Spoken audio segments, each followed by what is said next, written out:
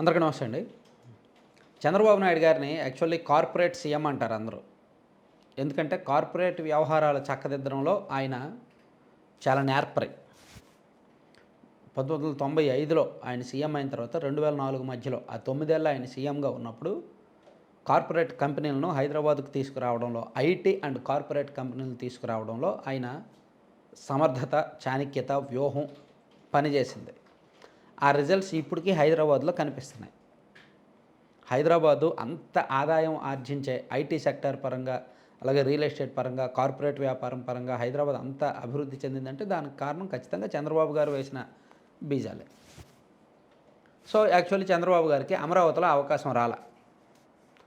2014 నుంచి 19 వరకు సీఎంగా ఉన్నప్పటికీ అమరావతి ఆరంభ దశలో మాత్రమే ఉంది. మేబీ 2019లో కూడా చంద్రబాబు గారు గెలుచుంటే అమరావతిలో ఆ కార్పొరేటు, ఐటీ దిగ్గజాలు వచ్చాయేమో, కానీ ఆయన గెలవలేదు. సో 2019 నుంచి 24 వరకు అమరావతి అనేది లేకుండా పోయింది. సో ఇప్పుడు మళ్ళీ ఆయన సీఎం అయ్యారు. ఇప్పుడు అమరావతి మీద ఎక్కువగా ఫోకస్ పెడుతున్నారు. అమరావతికి ఒక కార్పొరేట్ హంగులు, ఒక బ్రాండ్ సృష్టించే పనిలో పడ్డారు. ఈ క్రమంలోనే గతంలోనే చంద్రబాబు నాయుడు గారు ఒక హామీ ఇచ్చారు. గతంలో 2019కు ముందు ఆయన సీఎంగా ఉన్నప్పుడు అమరావతికి ఒక ఐపీఎల్ టీం ఒకటి మనం ఫామ్ చేస్తాము, అమరావతి పేరుతో ఐపీఎల్ టీం కూడా ఉంటుంది అని చెప్పారు. అది మనం టార్గెట్గా పెట్టుకుందాం అన్నారు. సో ఇప్పుడు ఆ చర్చలు మళ్ళీ మొదలయ్యాయి. అమరావతి బ్రాండ్ని దేశవ్యాప్తంగా కార్పొరేట్ శక్తులందరికీ పరిచయం అయ్యేలా చేయాలంటే, ఎందుకంటే ఐపీఎల్ అనేది పూర్తిగా కార్పొరేట్ క్రికెట్, పూర్తిగా బిజినెస్, ఒక పెద్ద కార్పొరేట్ బిజినెస్, వేల కోట్ల టర్నోవర్ ఉన్న బిజినెస్. దాంతోపాటు అందరూ చూస్తారు, దేశంలో ఉన్న క్రికెట్ ప్రేమికులందరూ దాన్ని చూస్తారు, దాంతో వ్యాపారం చేస్తారు, దాన్ని చూస్తారు, దాన్ని ఇష్టపడతారు. అది ఒక వ్యసనంలా ఉంది. ప్రతి సంవత్సరం కూడా ఐపీఎల్ అనేది ఒక వ్యసనం.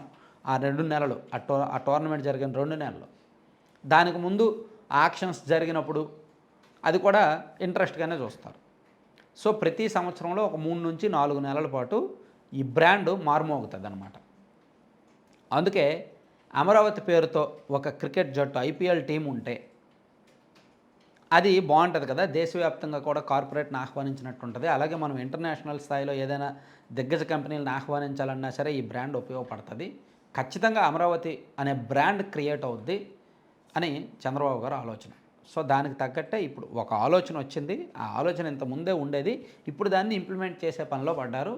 దానికి సంబంధించి ఇంటర్నల్గా కొన్ని చర్చలు జరుగుతున్నాయి.